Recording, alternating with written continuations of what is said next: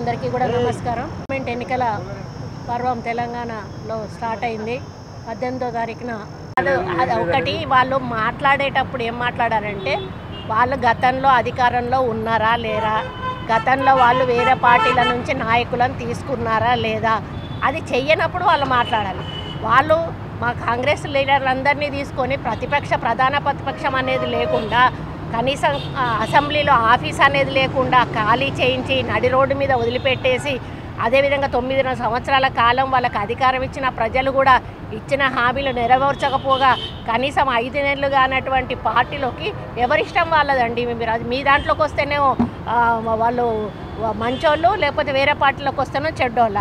అదే కడియం శ్రీహరి గారు మీ పార్టీలో ఉన్నన్ని రోజులు మంచోళ్ళే, బయటికి రాగానే చెడ్డోళ్ళు.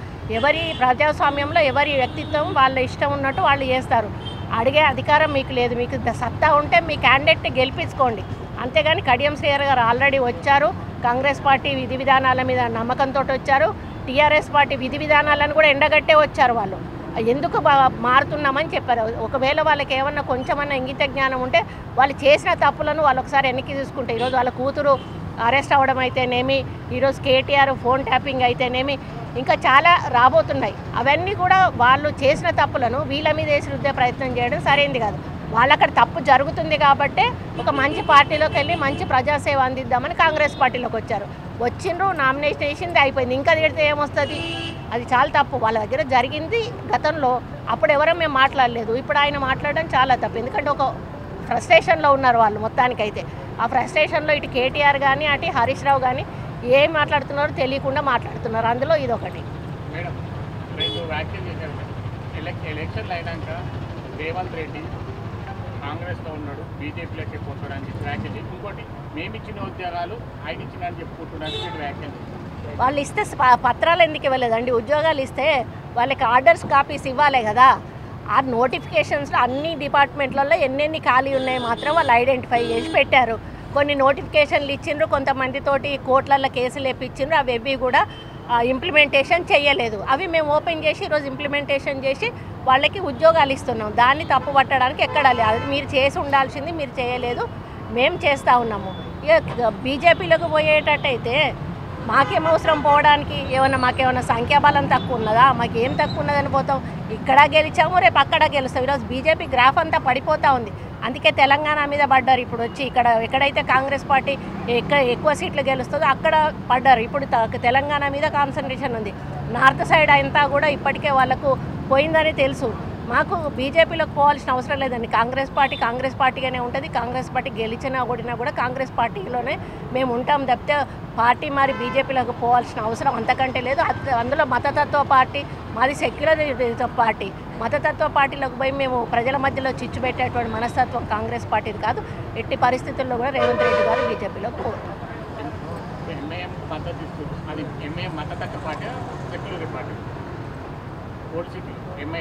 మేము ఇస్తున్నాం, అట్లేముండదండి. అది ఇష్టం, పార్టీ ఇష్టం. ప్రతిసారి కూడా నిలబెట్టకపోవడం అనేది ఉండదు.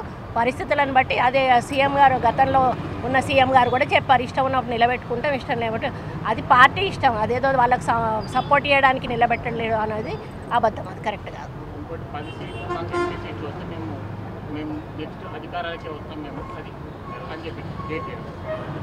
ఎక్కడి నుంచి వస్తారు? కేంద్రంలో వస్తారా? రాష్ట్రంలో ఎట్లా వస్తారు? పార్లమెంట్ ఎలక్షన్లు గెలిస్తే ఇక్కడ అధికారంలోకి ఎట్లా వస్తారు? పోనీ కేంద్రంలో వస్తారంటే ఈ 18 సీట్లతోటి కేంద్రంలో ఎక్కడ వస్తారు? అంటే అరే వాళ్ళు టచ్లో ఉన్నారని అనుకొని సంతోషపడనియండి అయ్యా బాబు. అట్లనన్నా ఊహాలోకాలలో రేపు ప్రభుత్వంలో వస్తున్నామని కొద్దిసేపు ఊహించుకొనియండి, తప్పే ఉన్నది. వాళ్ళకి ఒకటేసారి పోయే వరకు కొంచెం అయోమయంలో ఉన్నట్టున్నారు. సరే ఊహించుకొనియండి, మాకేం ప్రాబ్లం లేదు. మా వాళ్ళు ఎవరితో టచ్లో లేరు. మేమందరం కూడా స్ట్రాంగ్గానే ఉన్నాం. కాంగ్రెస్ పార్టీ ఎక్కడికి పోదు. కాంగ్రెస్ పార్టీ ప్రభుత్వం నడుస్తుంది. రేవంత్ రెడ్డి గారు ముఖ్యమంత్రి అవుతారు. బీజేపీ ప్రభుత్వం అనేది సెంట్రల్లో రాదు. రేవంత్ రెడ్డి గారు అటు పోయే ప్రసక్తే లేదు. నెలలు అవుతుంది. 5 నెలల్లో నేను ఎన్నిసార్లు ఏ కార్యక్రమాలు వచ్చిపోయినా నాకు తెలుసు. 9.5 సంవత్సరాలు వాళ్ళ నాన్న ఉన్నాడే, మరి వాళ్ళ నాన్న ఏ కార్యక్రమాలకు వచ్చాడు, ఎన్నిసార్లు ప్రజలను కలిశాడు, ఎన్నిసార్లు వచ్చి కార్యక్రమాలు చేశాడు, అదొకసారి మాట్లాడాలి. ఫస్ట్ మాది చూపించే ముందు ఒక్కసారి వెనక్కి తిరిగి చూసుకుంటే వాళ్ళ వైపు అన్నీ కనిపిస్తాయి. మమ్మల్ని ఎక్కడ విమర్శించడానికి వాళ్ళకి నైతిక హక్కు లేనే లేదు. కాంగ్రెస్ పార్టీ ఎప్పుడు కూడా ప్రజల మధ్యలో ఉండే పార్టీ, ప్రజల్లో ఉండే పార్టీ, ప్రజల కోసం పనిచేసే పార్టీ. నేను ఎన్నోసార్లు వచ్చాను, వెళ్ళాను. ఆయనకు బహుశా ఇంటెలిజెన్స్ వాళ్ళు లేరు కదా, రిపోర్ట్ సరిగా అందకపోయి ఉంటుంది. ఆయన అనేది పూర్తిగా అబద్ధం. నేను చాలాసార్లు కాన్స్టిట్యున్సీకి వచ్చాను, పెళ్ళిళ్ళు, పేరంటాలు, దేవుడి పూజలు అవి కూడా అటెండ్ అయ్యి వెళ్ళాను. నేను ఇంట్లో ప్రజలను కూడా కలిసినాను. అది చాలా అబద్ధం, సత్యదూరమైనటువంటి విషయం. వాళ్ళ తండ్రి 9.5 సంవత్సరాలు ఎవరిని కలిసిండ్రో ఒక్కసారి ఆయన దానికి ఆన్సర్ చేసుకుంటే చాలు. మా గురించి విమర్శించాల్సిన అవసరం ఆయనకు లేదు. ప్రజలకు మేమేంటో తెలుసు, మా నాయకత్వం ఏంటో తెలుసు.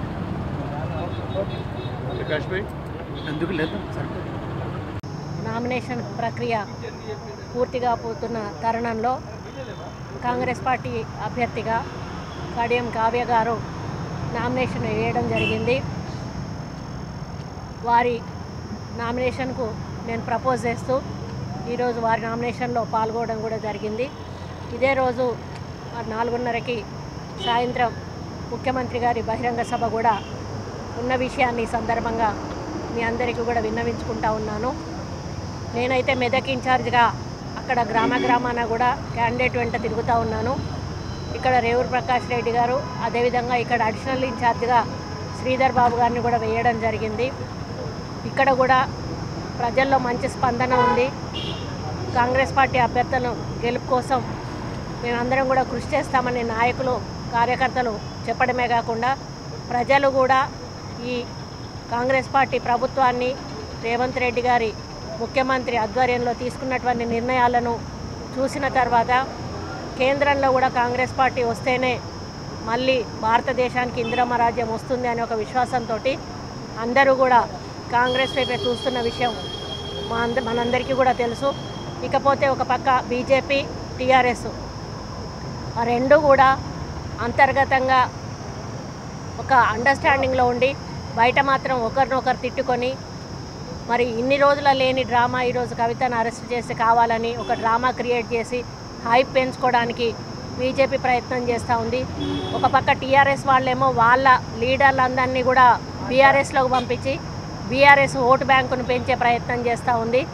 ఎందుకంటే రేపు మళ్ళీ బీజేపీ ప్రభుత్వం అధికారంలోకి వస్తే కాళ్ళ వేళ్ళ పడి ఈ ఎంపీలను వాళ్ళకి అమ్మి వాళ్ళ కూతుర్ని విడిపించుకునే క్రమంలో బీఆర్ఎస్ పార్టీ ఈరోజు వాళ్ళ పని వాళ్ళు చేస్తూ ఉన్నారు.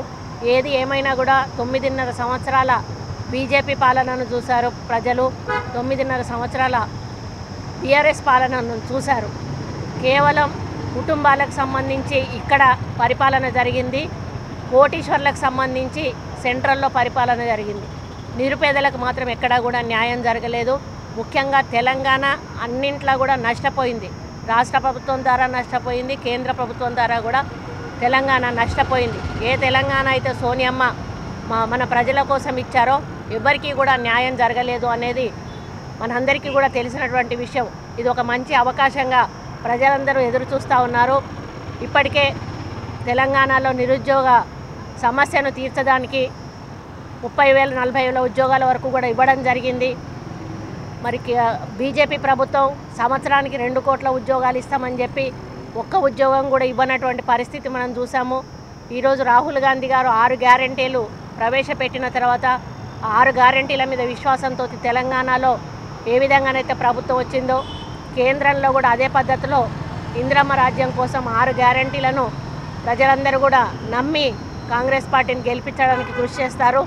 అదేవిధంగా ఉద్యోగాల విషయంలో కూడా ఎక్కడా తగ్గేది లేదు. ప్రతి ఒక్క ఇంటికి కూడా ఒక ఉద్యోగం వచ్చే విధంగా మేము రూపకల్పన చేస్తాము. స్కిల్ డెవలప్మెంట్ సెంటర్స్ పెడతాము. ప్రతి ఒక్క చదువుకున్న పిల్లోడు కూడా పని చేయాలి అనేటువంటి ఒక నినాదాన్ని కూడా మన రాహుల్ గాంధీ గారు ఇవ్వడం జరిగింది.